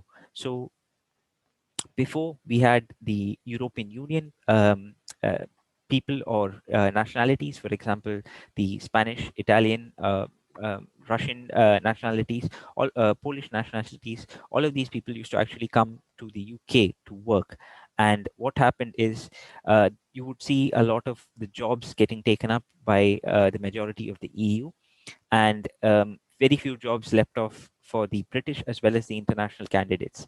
And this was basically because it was so easy for the European nationals to come into the UK, which would no longer be the case if once this Brexit is completely done. So basically that means EU people would be just like any other international student or work person who would come into the UK. They have all the same rules applying to them as well. So which means now, for example, okay, we are Indians, so we have a level front right now in front of the EU nationalities as well, which means we have a better chance of getting jobs again. Overall, basically more job vacancies means more chance of staying back in the UK. What are the cons? Yeah, so the problem is now that UK is by itself. It's no longer a regulation or standard with the EU. There are some fees. You will, of course, it depends on what kind of level of university you're looking at, but you can expect a higher tuition fee than before. And of course, living here has become slightly more expensive. Already it was quite expensive, but again, this is very relative because where you live is basically where you're working as well, and usually the work will make sure it's such that the work will provide you enough to survive and to live in the UK. So I don't think that's something you should worry about. And of course, the biggest con is the Schengen visa for traveling the EU. So you no longer can use your British resident card to travel in the EU. You have to get something called a Schengen visa, which allows you to travel in the EU. And that's one of the major drawbacks, because if you're planning on a Euro trip or something like that, it's going to be really difficult unless you get one of these visas. Anyway, you can have a look at the links which I have put, perhaps a little more information, more detail later on. Going to the next point. Okay, so you've seen all the places that you can visit. You've seen all of the points of how you can get a job in the UK, and then you've decided, okay, this is maybe what I can go and study, or this is where I can go study rather. So what's the next step? University search. So basically, you're looking for a university in the UK. It's slightly more different from, sorry. Yeah, it's slightly more different from how you would search for a university in several other countries, or maybe it's a little point that is not mentioned too much. It's choose a passion. So basically, when I studied here in the UK, it was something very important for me. People often ask me, what is your passion in your particular field, and what would you like to do a thesis or a project in? And it's very important that your current course or current field actually has most of your passion in it, so that you can provide all of your ability as well as all of your interest into that particular course. And I would say that is where you should start first when you start looking for universities, is choose a passion, something that you're very interested in, and you look at yourself doing that particular passionate job for the rest of your life. So just make sure you choose a passion that interests you. And of course, niche courses, that's what UK is all about. So they the UK actually makes sure that they have a lot of opportunities, or a lot of courses that are very niche, which means that it's specialized. So often when you complete that specialized course, you have the opportunity to get jobs that are very specialized. And that is, again, very good, not only in the UK as well as abroad or in the rest of the world as well. If you have something so specific and so, niche, you are able to actually get better jobs or get higher level jobs, let's say, in that particular area. And one good thing that most of the universities provide is such a niche course. And if you find a niche course that also follows your passion, you're lucky for that, let's say. So keep your eyes peeled for looking for those things. University tie-ups, that's another point that you should make sure you have in mind when you look for a university.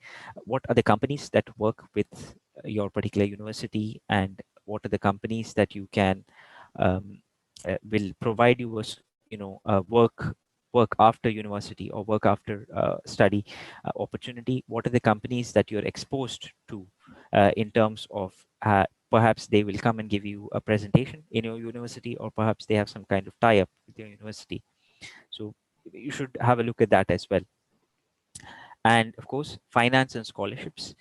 Several universities do give scholarships, and I believe it varies from university to university. But for international students, they do have a particular finance process where you're allowed to apply for a scholarship, and I have put it down in the link below. So UKCISA, they do provide you some help on how to go about applying for finance and scholarships as well. So might want to have a look at that. Excuse me. Yep. And then the winter and fall windows. Yeah, I think everyone has already mentioned that.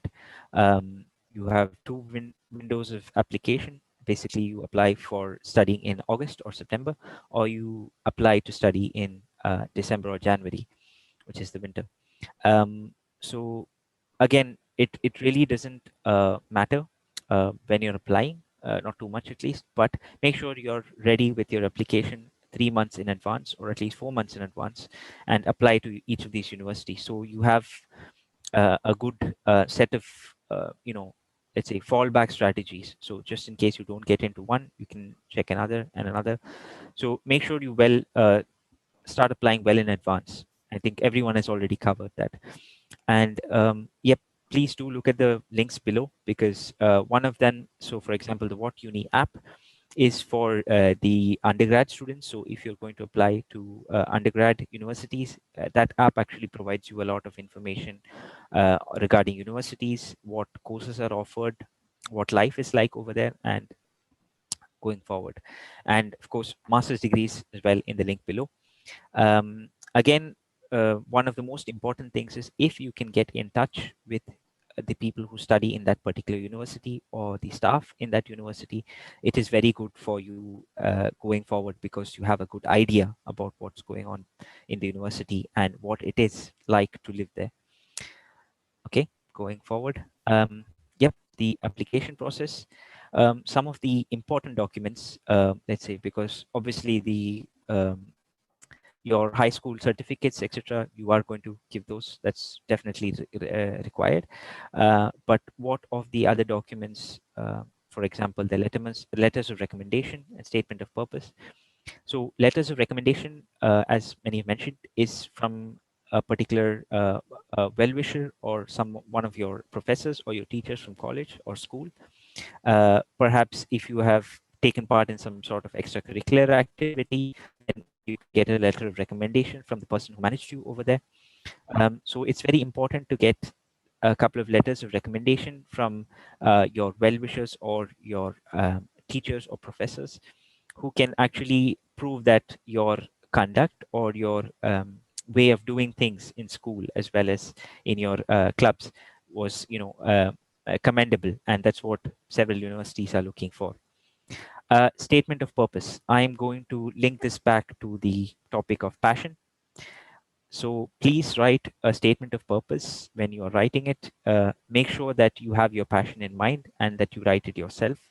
It's something very important that many people don't tell you. Do not copy a statement of purpose of online websites. Maybe you can take a guideline, but please do make sure that you pour your heart and soul into the statement of purpose that you write, because that is one of the most important things that can get you an admission in the UK. And that's what all the interviewers are looking for, basically passion in your course. Next point, IELTS or TOEFL. So it's basically divided between the different countries that you might apply to. IELTS is actually the predominantly used English standard in the UK. However, usually many of the UK universities overlook this particular exam if you do have a particular proof that you have studied for example, in an English medium school, or you have been taught in English for a set number of years, and you can actually find those guidelines in whatever university that you are going to apply to, and they will let you know about those details. And mainly one of the systems that we have in the UK is they have an interview before you can get into the university. And what these interviewers actually look for is passion for that particular course. Then if you have some extracurricular courses, or for example, maybe an online course, maybe a software, something that you have learned in lieu or in application to your particular passion. This is what they're looking for. So basically, it's to show that you have a commitment to what you're doing, and to make sure that you won't lose passion once you join the course as well. And that's what the interviews are looking for. So speak true to your heart, make sure that you stay true to your passion, and you should be good to go. After that, you have conditional and unconditional offers. So what does that mean? Basically, once you have been accepted in the university, you get either a conditional or an unconditional offer. So a conditional offer basically means you have to write an exam, or you have to write a particular test before you can be accepted into the university. An unconditional offer basically means you've already been accepted. All you need to do is just accept that particular letter and perhaps get the next set of documents ready.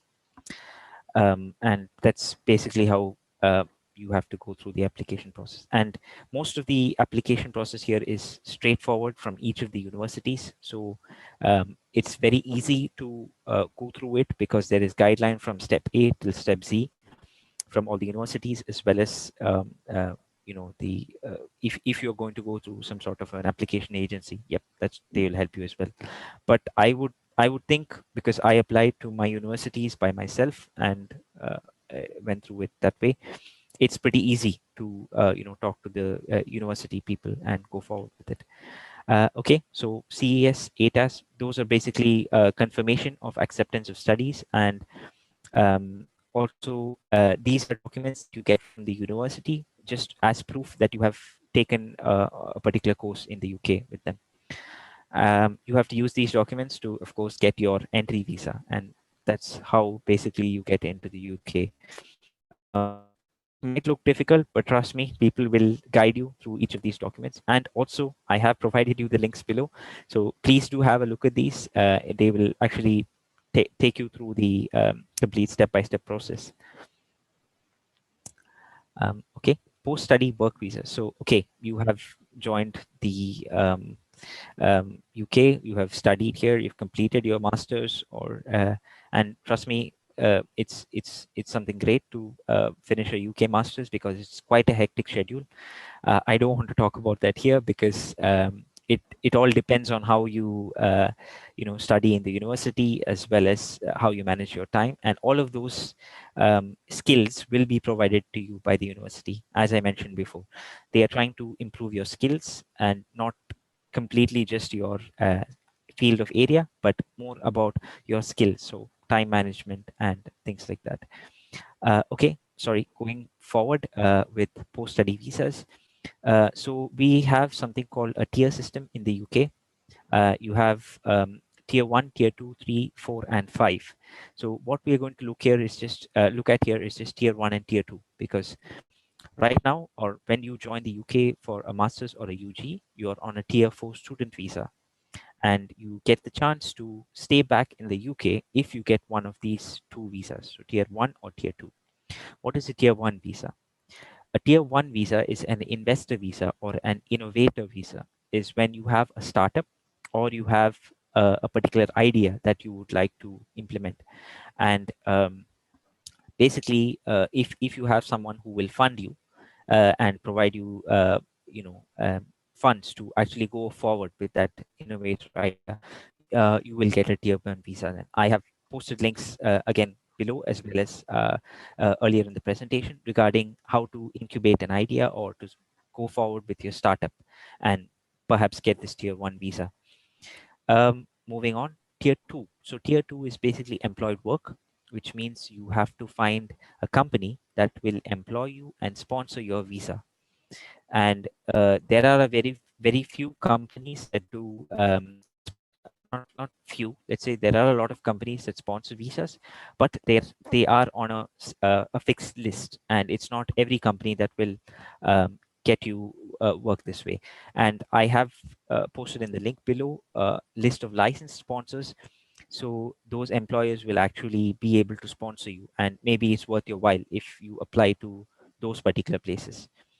And then of course the immediate switch. So essentially, if you're on a tier 4 visa, it's better for you to switch to a tier 2 visa immediately when you are still in the UK. Going out of the UK and then coming back later on after your visa has expired is usually a slightly difficult process to join work again. So I would suggest, if you're planning to stay back in the UK, as soon as your tier 4 visa or your student or studies is over, then you should apply for post-study work. Unfortunately, when I was here, I had only 3 to 4 months to actually find a job and start working in the UK. And it was, let's say, a hectic 3 or 4 months, because I applied to about 80 plus jobs, and it was an ordeal. But it's a good experience. And fortunately for all of you who are going to apply now to the UK, you can actually be happy that you get something called a two-year post-study work visa, which means once you're done with your undergrad or master's course, you get a 2-year post-study work visa, which means they will give you the visa, and you can then look for a job and find someone who will sponsor you that particular visa.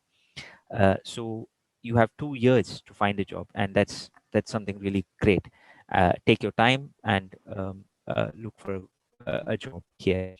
And of course, other options, it's a long shot, but if anybody is planning on, maybe if you want to um, get married to a British citizen, you have the chance of staying back in the UK that way. But I would suggest you look at the 1 and 2 system first, and then later on the other options. Again, I have posted the links below. Please do have a look when you get the chance. Moving forward, and probably the last slide. So once you arrive in the UK, what are the set of things that are really important? And I would say first is the accommodation. So you do have several applications. I have posted a link below as well that help you with this accommodation. And then of course, from your university as well, you will be provided stay or university accommodation suggestions. The price usually depends on the particular area. So if you're going to stay in London, your living expenses will be different. If you're staying where I do, that's in the Midlands, your stay expenses will be different. And again, your universities will usually have a higher expense for your stay, but you are staying closer to the university. Keep that in mind. But in case you want to, go out on your own, please do have a look at the link, Spare Room. That application can actually help you find a place to live, a place to stay, and usually share it with one or more of your friends or people who you have applied together with, or maybe if you already have a contact, they can help you out with finding a place to share with them as well. So that's regarding accommodation. Next point is register with the GP. Very important. We do have the NHS medical system in the UK, which is the national health system, and you basically have free healthcare. But you have to make sure you register with the doctor once you arrive here, and usually once you join university, the university will guide you through that process, and you just have to register with the GP. And accordingly, when you change your accommodation, you have to register with a new doctor. But essentially, it just means that you have a doctor for all your needs. Whenever you have a problem, you go to them and they will sort it out for you. So again, medical system is free. You have the initial expenses when you're paying for your visa, but otherwise everything is taken care of. National insurance, this is something important that usually people don't tell you before you arrive in the UK, and even after you arrive, people don't help you out with it. But it's basically how to apply for something called national insurance, which allows you to work part-time or full-time in the UK. And I have provided the link below. This is something on arrival in the UK. It's better once you get your a residence permit in the UK, you should make sure that you call and get this national insurance number, because that's one of the only ways you can work in the UK. And last but not least, driver's license. I made the mistake, so I'm telling all of you, please don't do that. Make sure that you apply for a driver's license once you come to the UK. If you do already have a driver's license where you're coming from, it's valid for a year, up to a year of your stay in the UK. But after that, it's important that you have a UK driver's license. So make sure that you apply for it as soon as you arrive in the UK as well. Again, I have provided the link below. So that's about it. I've taken you through the process of how I've arrived here and up until getting a job and going forward to stay in the UK as well. I hope all of this information is helpful for you, and maybe you can have a look at the links later on as well and get a lot more information. But I do wish you all good luck in application to any of the universities or for the studies. And thank you. That's all from me. If you want to contact me, you can actually look at the presentation. I have my LinkedIn on the first slide, and yeah, I'm looking forward to your questions and further interaction. Yeah, thank you. Thank you, dear Aditya. Your guidance is valuable to all the students who are planning to study abroad. It was a wonderful session, a valuable one, isn't it? Now it's time for us to move on to the vote of thanks. We have a well-rounded educator for the last 28 years in various disciplines for the Indian school system in Oman. Currently working as a principal of Indian school Al-Sib. She is the recipient of the Certificate of Excellence in recognition of meritorious services for the first time of its nature by BOT, rendered to students at Indian schools in Oman in year 2010. She was presented the Certificate of Appreciation by the Ministry of Education for the efforts and contributions to the high achievements of students in TIMSS. She received a Certificate of Appreciation by Ministry of Education for the presentation of performance appraisal in educational institution in 2019. She is a lifelong learner, a passionate leader, and a trainer for improving the skills of teammates. I welcome our dear member of Wings of Women's World, Dr. Lena Francis. Thank you very much, Millie, for that motivating and encouraging words. I hope I'm audible. Yes, you are. Go ahead. Yes. A dream written down with a date becomes a goal. A goal broken down to steps becomes a plan. A plan backed by action makes your dreams come true.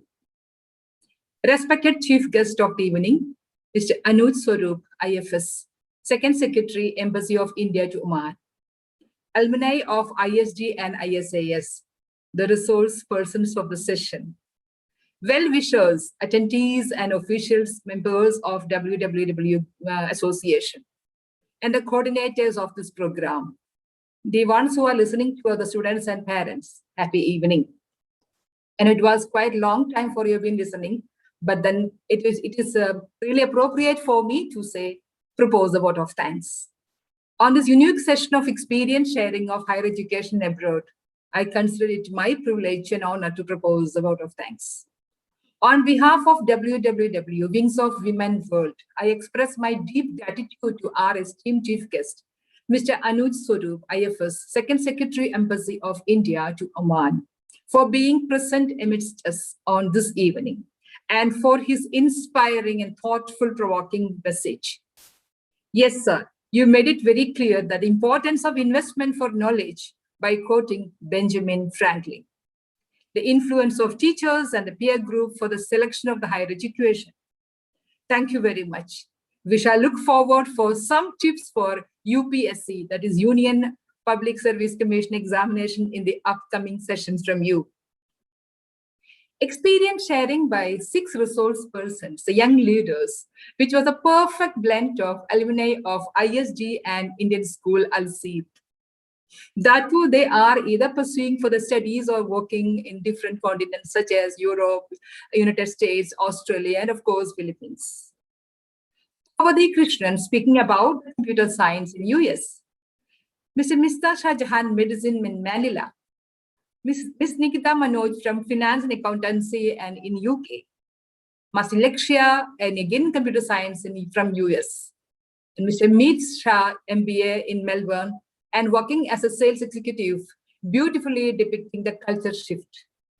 And of course, the last but not the least, Mr. Sai Aditya from UK, a professional who spoke elaborately at length about the importance of skill setting, medical insurance, how to be a UK citizen, the pros and cons of Brexit, and a lot more.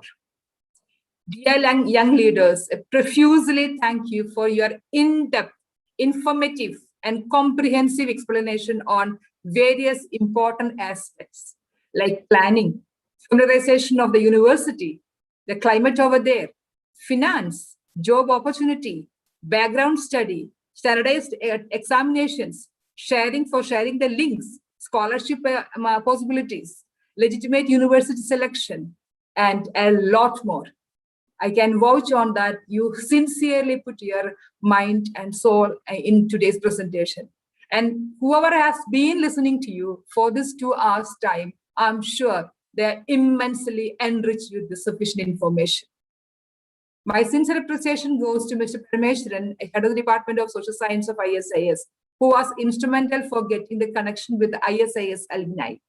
There were 3 students from ISIS and then another 3 from ISG, as it was already announced by Ms. Millie. We are highly obliged to all the well-wishers for this gracious presence, and thank you very much to all. My heartfelt thanks goes to all the other esteemed members of the Strategic and the Planning Committee, namely Dr. Rajashree, Dr. Rashmi Krishnan, and Mrs. Shrija Ivan, for planning and executing relevant topics always under the roof of WWW. Our gratitude is extended to the members of Advisory Board for encouraging always in all endeavors. We would like to thank all the students and parents for being the listeners of this webinar and stay on us. I'm sure you'll be given a chance to clarify all of your concerns and worries here immediately after this. We assure you that the time spent today will never go waste. I would like to take this opportunity to thank the Divine Prayer song, which was sung by Smita Giri, which has added a grace and charm to this evening. The address by Dr. Smita not only offered a warm welcome, but made the objective of the program very clear to the virtual participants. Let me thank Dr. Rashmi for the initiation, the involvement as a true leader, and for the technical support and for the well-conduct of the evening. Thank you very much, Dr. Rashmi Krishnan.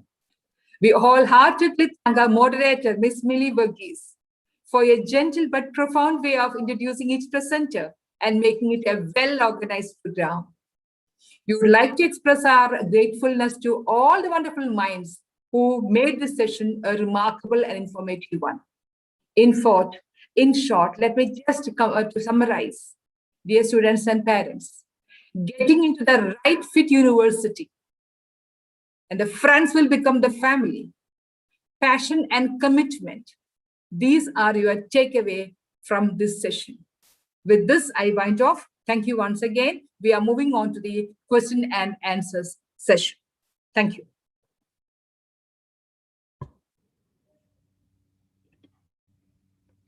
Thank you, Dr. Leena, and thank you, Dr. Rashmi, for your great support and guidance.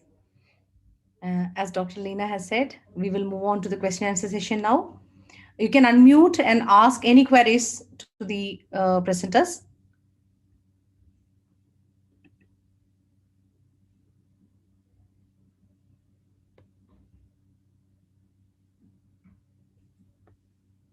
Speakers, you can keep your videos on if you're convenient, and then even the chat also can be utilized for asking questions.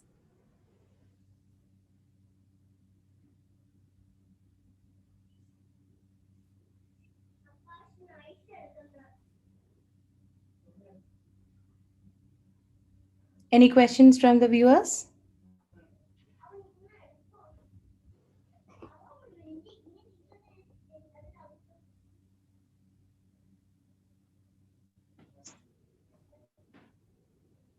Yeah, one question is appearing here, Miss Millie. You may read it out. From Miss Mahima, what will be the required SAT score? Any of the presenters can answer? I think that's more aimed at the US students and applicants. Maybe, yeah, Lakshya maybe. Yeah, the SAT score that you will need depends on the college you're applying to. In general, like you always want to check university requirements. Some schools will accept students with like a 1400. Some schools will accept students with a 1500. It again depends on the university you're applying to and the level of prestige. Very good, Lakshya. If you can throw some light on it, like now out of how much this 1,400? Okay.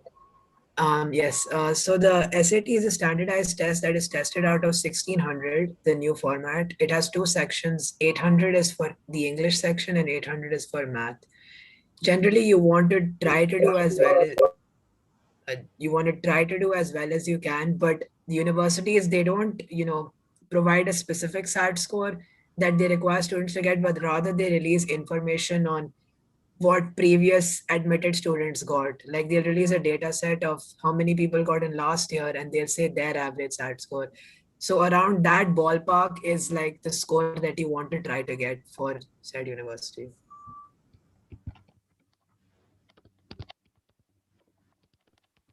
Thank you, Lakshya. Sorry, Mahima here. Sorry for not switching on my video. Just a small query. Did you prepare for the SAT through online or? There are several resources for preparing for the SAT. There are books you can get and there's online resources. It depends like what a person prefers. Some people do well with online. Some people do well with the books they buy from like departmental stores over here. But I think I prepared online. Like I didn't buy physical copies. I just use online resources. Okay, so that is a major part, right? Getting a good SAT score is a major part, right? Getting a SAT score is definitely like an important part of the application. Yeah, it definitely helps. If you get a good SAT score, it definitely boosts your application by a significant amount. Okay, any guidance on how to write an essay? Because all of them were saying about some essay, right? Some personalized essay. Yeah, I can't speak for what will work for everybody, but what I did and what generally worked with me is that if you have anyone who's been part of the admissions process, always ask for their help because they'll also have some insight as to how to write essays. And when you're writing essays, because the questions, require a lot of information, you always want to be to the point and concise. You don't want to beat around the bush and you don't want to, try to narrate something that's not what the question asks. Stick to the point, provide a clear narrative and examples of everything that you're saying. That's the advice I would have. Thank you, Lakshya. Thank you. So nice of you. Problem. And it was a wonderful session, really. And all of you have done a wonderful job. It's really motivating because I am personally a parent looking forward. So all the best to you guys. Thank you.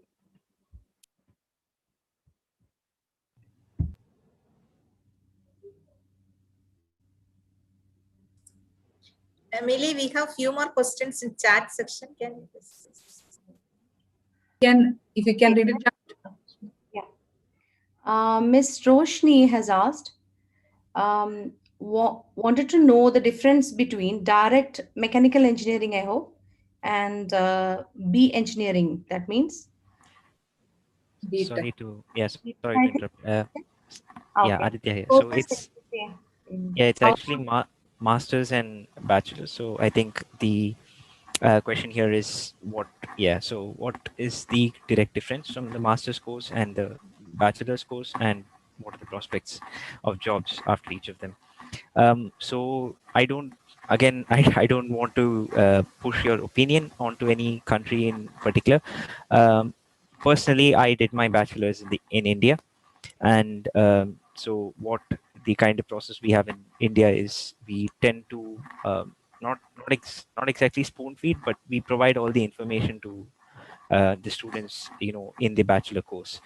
In the UK, it's again, as I mentioned, skill sets. So they just teach you the skills, the way you can collect information, the way you can study, but everything else is done on your own accord. So if you're a person who is able to quickly grasp the way you have to study, the way you have to collect information, and you can do that, it's good to do a BEng in the UK or a bachelor's course in the UK.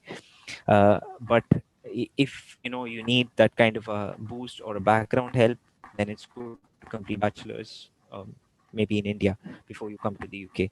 Masters, personally, since you already have a basic background of how to study, how to complete a thesis or a project in the bachelor's, you just need some few pointers here and there about, for example, critical thinking, then how to write a thesis. You will get all of these skills and help during your master's course in the UK. And in stark comparison, if we see, MEng is easier to do than to start off bachelor's here in the UK, and that is if you have not studied in the UK before, because the system will be slightly different. Job prospects, when you look at that, I would say it's almost the same for masters and bachelors as well. Basically, a company has to sponsor you in order to get a job.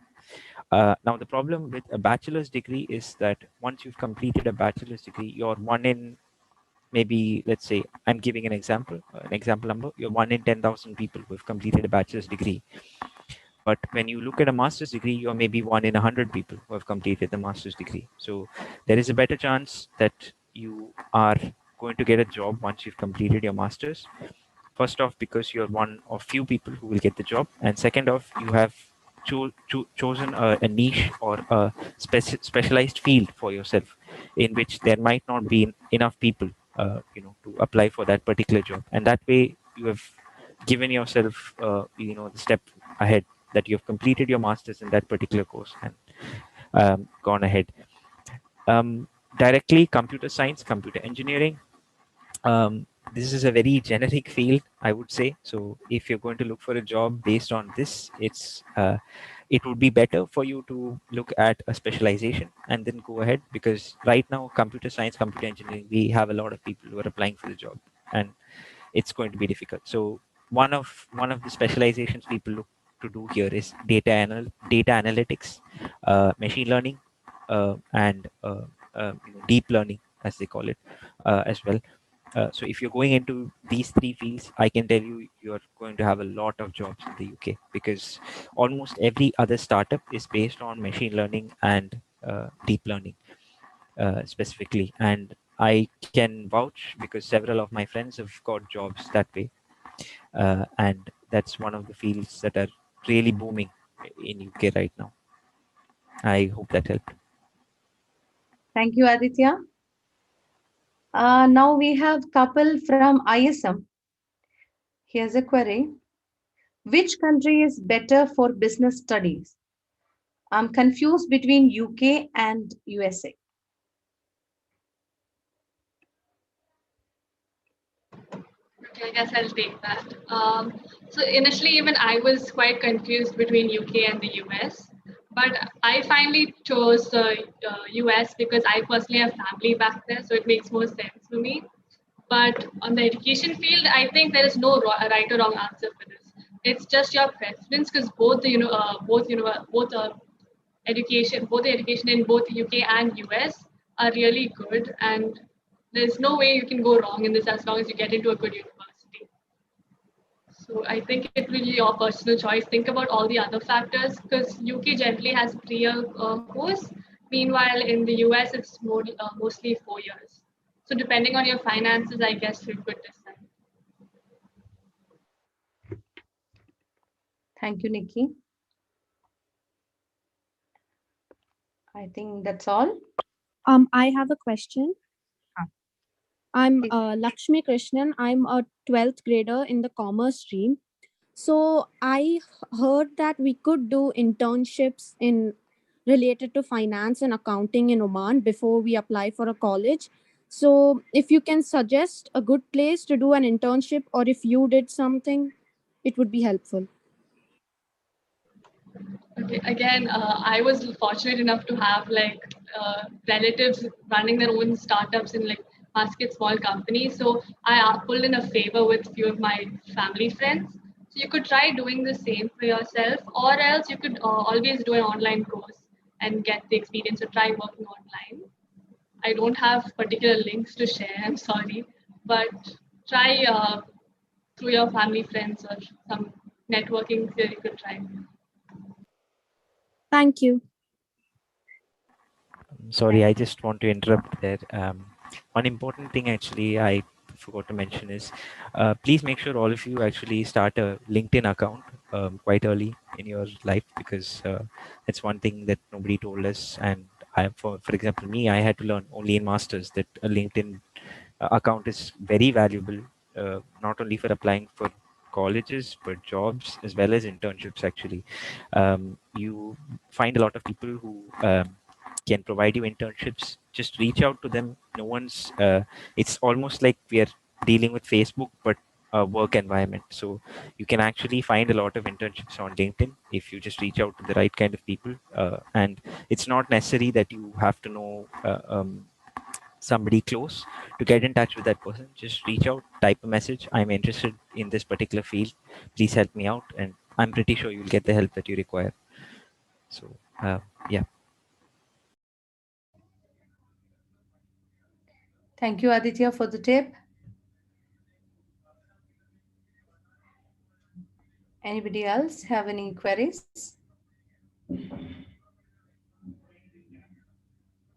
So I hope we can wind up the program. Okay. Once again, thank you. Yeah, thank you, dear presenters, for your wonderful presentations. And I thank one and all for spending your valuable time with us. We'll close the meeting now. Dr. Rashmi? Yeah, great. Thank you all. So thank you all. Thank you.